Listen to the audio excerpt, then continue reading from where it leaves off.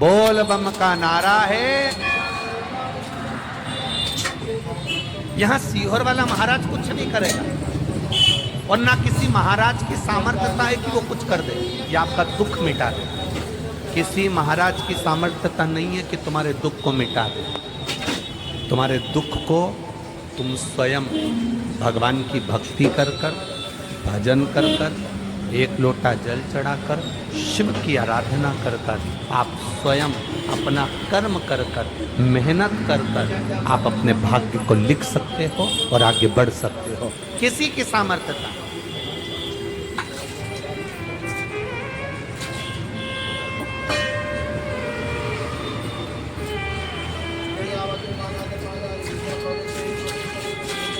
कौन की सामर्थ्य? लिखने वाला वो है।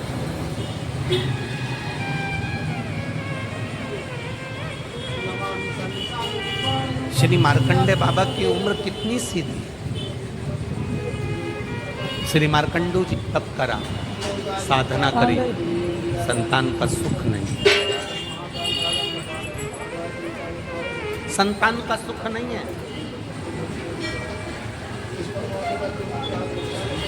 देवताओं ने भाग्य लिख दिया कि इसकी किस्मत में संतान का सुख नहीं है। देवताओं का काम है भाग्य लिखना, ब्रह्मा जी का काम है भाग्य लिखना, भगवान विष्णु का काम है भाग्य लिखना। देवताओं ने लिख दिया भाग्य में कि तुम्हारे यहाँ संतान का सुख नहीं है, तुम्हारे यहाँ मकान का सुख नहीं है, तुम्हारे यहाँ नौकरी का सुख नहीं है, तुम्हारे यहाँ विवाह का सुख नहीं है। लिखने वाले ने लिख दिया कि तुम्हारे भाग्य में ये सुख नहीं है। भाग्य लिखना देवताओं का काम है, पर भाग्य बदलना महादेव का काम है। इन्होंने लिख दिया कि इसमें ये सुख नहीं है, उन्होंने लिख दिया कि इसमें भाग्य में तुम्हारी ये लिखा नहीं।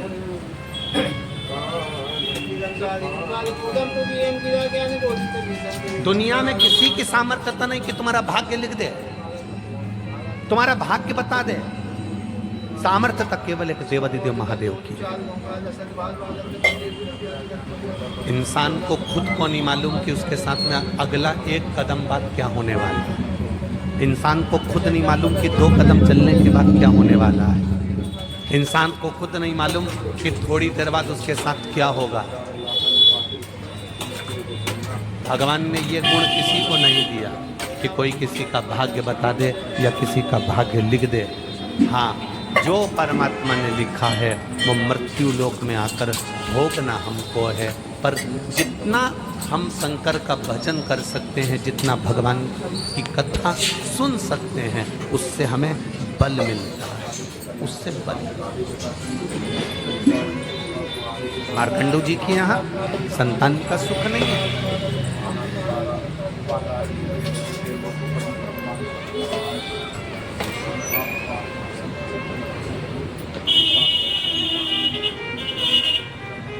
ग्यारह जन्म पहले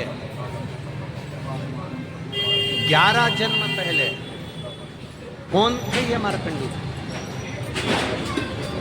एक 11 जन्म पहले एक वैश्य, व्यापार करने वाले,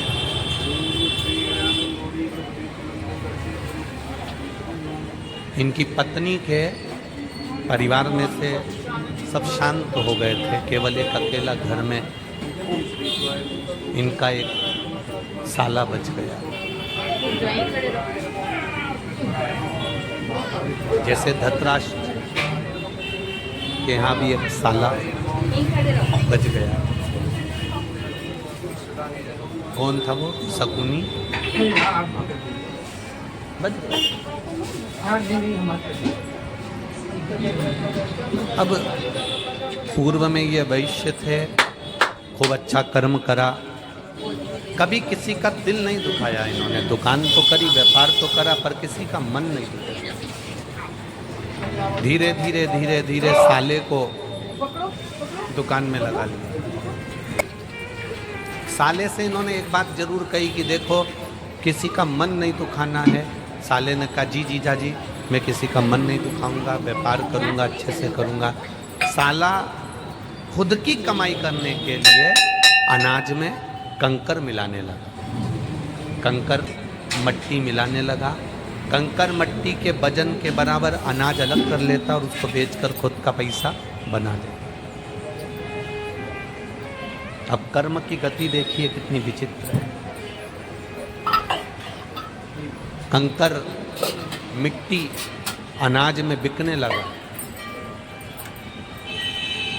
एक विधवा ब्राह्मणी रहती थी और उस विधवा ब्राह्मणी का 2 पुत्र थे और वो 2 पुत्र इस अनाज को खाए, पेट में उनके पत्थर जम गया, मिट्टी जम गई और वो दोनों पुत्र धीरे धीरे कर मर गए। ब्राह्मणी को मालूम पड़ा, वेदों ने बताया, औषधि देने वाले जितने भी वैदिक आए, जिन्होंने वेद बताए कि तुम्हारे बच्चों के पेट में मिट्टी पत्थर जम गया इसलिए तुम्हारे बच्चे मर गए। विधवा को मालूम पड़ा कि उस सेठ जी के यहाँ से अनाज आता था। सेठ जी के यहाँ पहुंची और जाकर